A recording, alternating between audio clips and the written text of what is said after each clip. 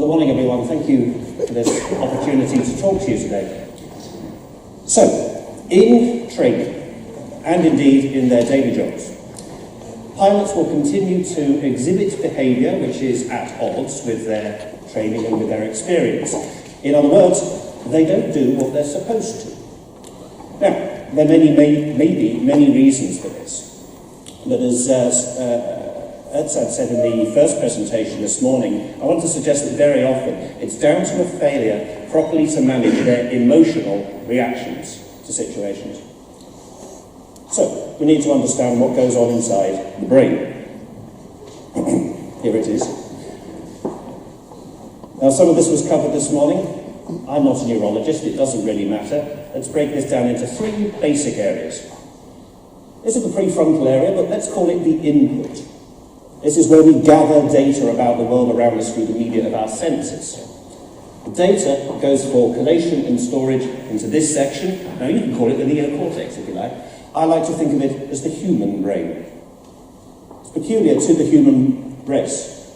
It's where our cognitive, our computational faculties reside. It's also where we create and imagine. And it gives us our unique evolutionary advantage, because when I come across a situation or a problem, unlike any other animal, we can perceive the facts and the reality and then create or imagine a solution to the problem. And that solution may never have existed until that point in history. And if we then act on the plan, which is based on the facts, in other words, when the human brain is determining how we act, we tend to get it right. So what about the rest? Well, there's a lot in there. The cerebellum, the medulla oblongata, the hippocampus, the hypothalamus, the limbic system, the amygdala, probably the more important bit. But let's just lump it all together and call it, as my learned friend did this morning, the chimp brain. The chimp brain is what keeps this animal body alive. It's the set of automatic responses, the basics: breathing, digestion, heart rate. And it's also our stress responder, which makes sense, because my primitive animal self, placed in a stressful situation, hasn't got the time to wait for the human brain to perceive the facts and the reality of the saber-toothed tiger running towards me, and then come up with a plan, because the tiger will have eaten me. No, we need something far more animal, far more basic, far more quick, that simply says, what teeth are run, and thus we survive. However, when the chimp brain dictates how we act, very often the result is what the psychotherapists actually refer to as unhelpful behaviour. So unhelpful behaviour is where we behave in a way that we ourselves don't really want to behave. Where we do something a bit silly, where afterwards we say, what on earth was I thinking? Chances are you weren't thinking, at least not in the sense of engaging the cognitive and the human brain. When placed under stress, it's the chimp brain that responds, and it does so by generating an emotional reaction of some sort. A varied combination of anger, fear or anxiety, or depression. Anger, fear, depression, ladies and gentlemen, the only three currencies in which the chimp brain deals. Now, in cavemen, these are brilliant, because they provide a powerful impetus for protective action. Either I will attack the threat, run away from the threat, or retire to the back of the cave and wait for the situation to change. But in our modern era that we have created for ourselves, using our intellectual, cognitive human brains, acting in response to anger or fear or depression will lead to that unhelpful behaviour, that what on earth were they thinking behaviour, like, I don't know, like voting for Donald Trump. Did someone say Brexit? Thank you, your words, not mine. Okay, that's easy, right? Don't have an emotional reaction. Don't be emotional. Control your emotions, you'll be fine. Just think. But these are automatic responses. And we get caught up in a feedback situation. Let me illustrate with an example. We have a trainee pilot and he is trying to fly an approach by hand. And the aircraft gets a little bit high on the glide slope. He's made an error. When he experiences the error, He will have a stress reaction and the associated emotional response. In this case, it's typically anger at self. Here's the problem. In this heightened emotional state, our ability to perceive reality is compromised. Acting to protect the body, the chimp brain will default to worst-case scenario. He doesn't perceive the aircraft has deviated from the required flight path. What he perceives is, I'm getting this wrong. And the effect of that perception is simply to increase the amount of stress he's experiencing and produce a further emotional reaction, probably anxiety. It's an example of what I like to call the chimp brain loop.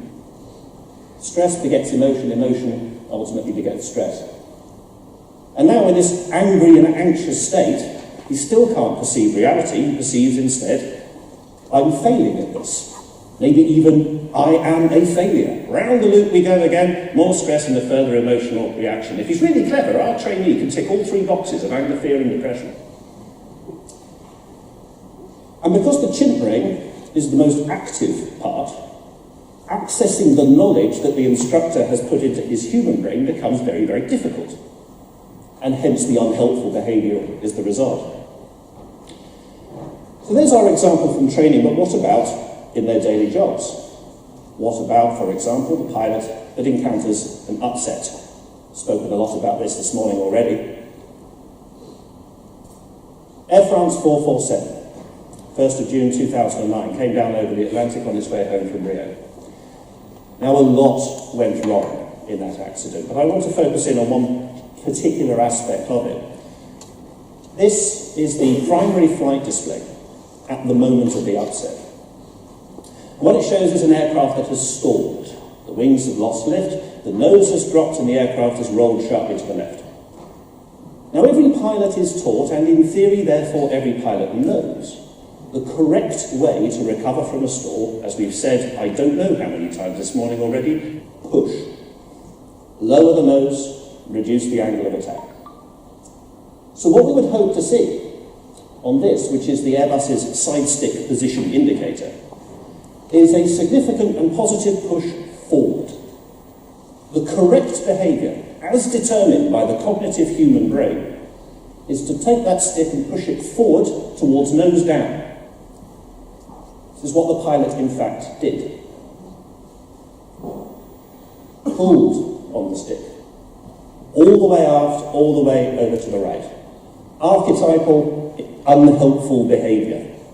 It's not just a failure to do the correct thing, it's actively doing the wrong thing. Now, we cannot, tragically, know what went through that pilot's mind at the time. So I'm speculating at this point, but I mean no disrespect to anyone who might have been involved. I suspect this is how it went, and I suspect this is how it goes for a lot of pilots involved in an upset. In a state of relative calm, seemingly coming from nowhere, the upset induces a burst of stress, an injection of stress into the pilot's brain, which will produce the concomitant acute burst of anxiety, an effect we know as the startle reaction, startle factor. The chimp brain, as my learned friend said earlier, the chimp brain commands immediate action. Do something now. And so, on reflex, he pulls on the stick. And of course it doesn't work. In this heightened emotional state, though, he can't perceive the reality of what's going on. What he perceives is something like, this is all going wrong. The effect of that perception is to increase the amount of stress and anxiety, and now he's in a state of what we could probably call shock. So he pulls harder on the stick, not really being able to think of anything else to do. Still nothing happens. Still he can't perceive reality. What he perceives instead is, I've lost control of the aircraft. Maybe even the first inklings of those thoughts, we're all going to die. And at that point, the chimp brain is utterly overwhelmed with stress and anxiety in a state of fear. For that pilot in that moment, the chimp brain is the only active part of his brain. A quite senior training colleague of mine said, well, that pilot should have known. He should have known that the Airbus doesn't offer alpha floor protection in either alternate or direct law. I'll give him the benefit of the doubt, I think he did know. But that knowledge stored up there in the human brain. And in this incapacitated state, that pilot has no hope of accessing that knowledge. By the way, ladies and gentlemen, that action, the unhelpful behaviour of pulling on the stick, was not a momentary action. He pulled on the stick and held it there. Held it hard against the stops while the aircraft fell 32,000 feet before impacting the surface of the Atlantic Ocean. Emotions, ladies and gentlemen, our feelings, they are important. They need to be understood, identified, and then managed, because they are powerful things that can bring down aircraft. So that's the problem. What do we do about it? Well, as we said this morning, we can train on the startle factor. We can do work in simulators. But when it comes to managing our emotional reactions, I want to suggest that we can go to the realm of psychotherapy. Because the management of emotional reactions is what psychotherapists do when they're treating debilitating conditions like generalized anxiety disorder or clinical depression. These are conditions where the chimp brain loop process is so far advanced that it's become functionally impairing.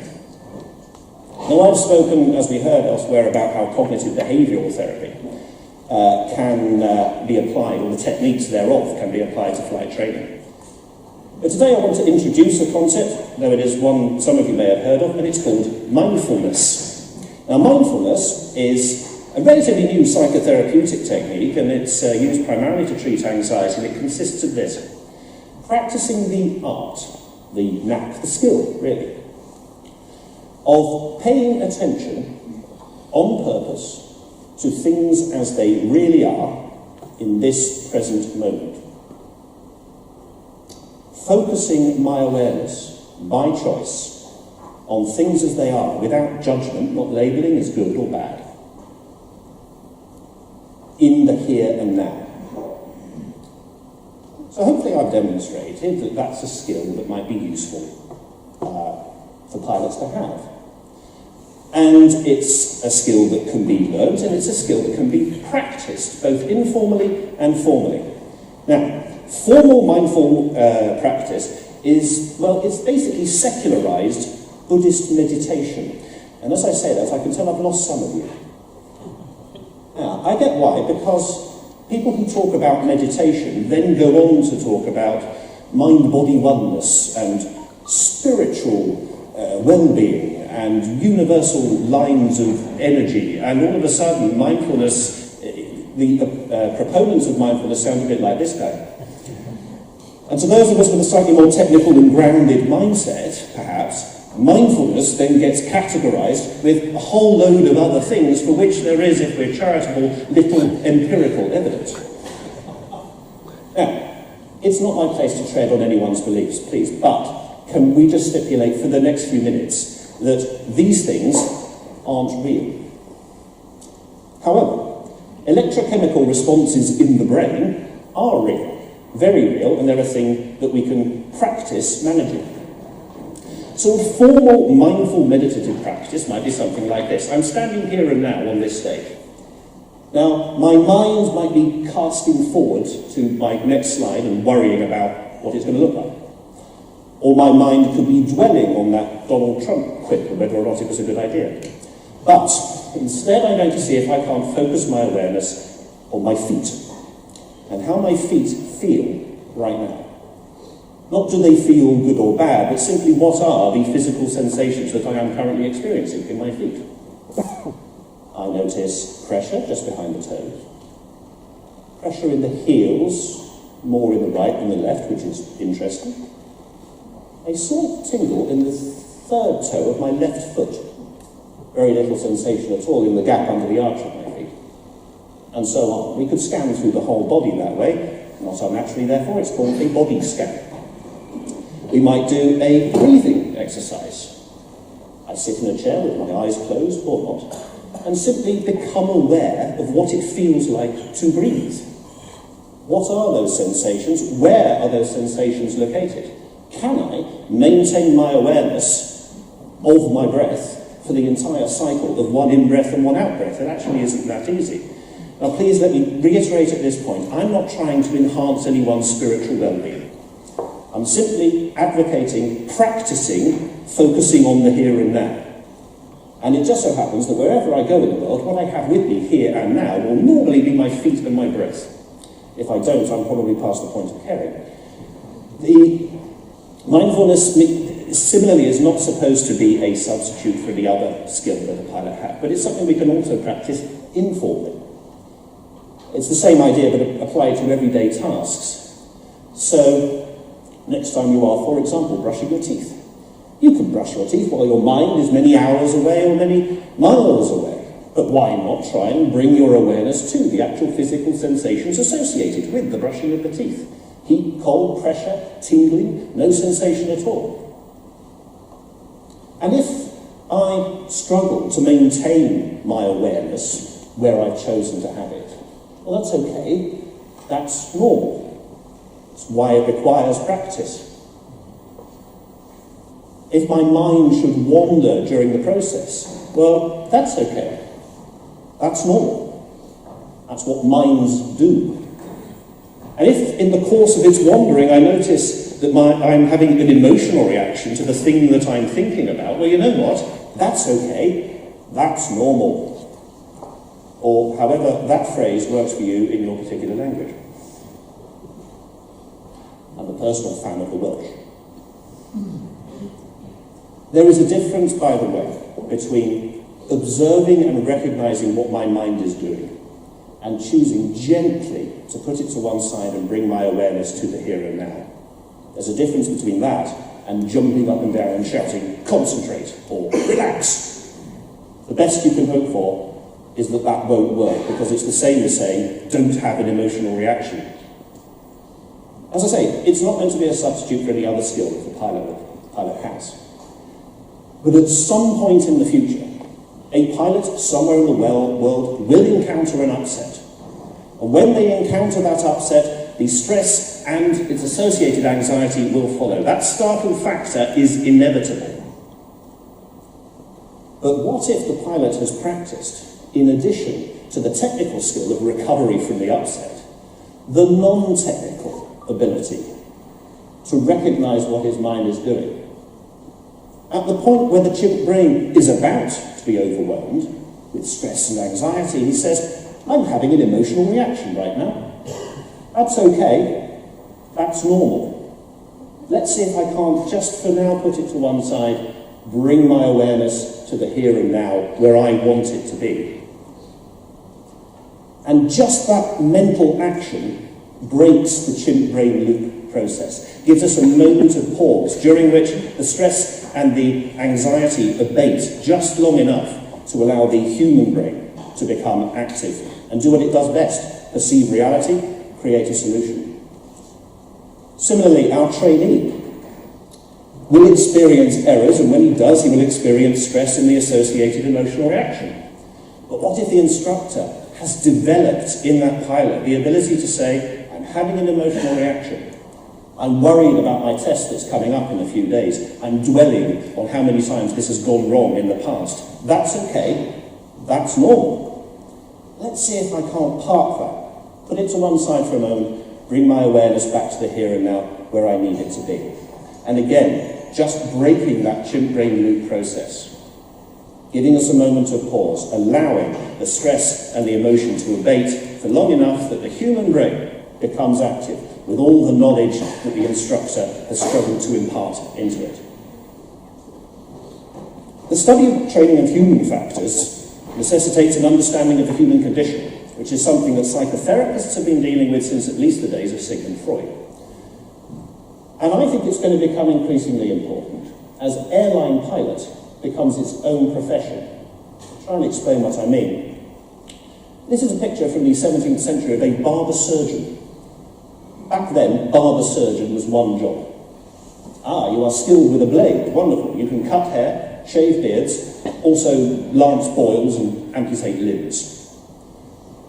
These days, we think of barbers and surgeons as different professions, requiring very different skill sets. Now, personally, I think the same thing's happening with airline pilots. It's becoming its own profession, distinct even from other forms of being a pilot. Now, of course, the technical skills, the old stick and rudder, is still important. It's important that a surgeon knows how to wield a scalpel just as well as a barber knows how to wield his razor. But perhaps more important are those non-technical skills, the cognitive skills, the human skills, and that ability to recognise, identify, and manage our emotional reactions to situations, something that can be taught and learnt with help from techniques like CBT, like mindfulness, gleaned from psychotherapy. Because, after all, the modern airliner is a technical marvel, undoubtedly. But it's still flesh and blood, emotional animals that we put at the controls of those aircraft. And with that, thank you very much.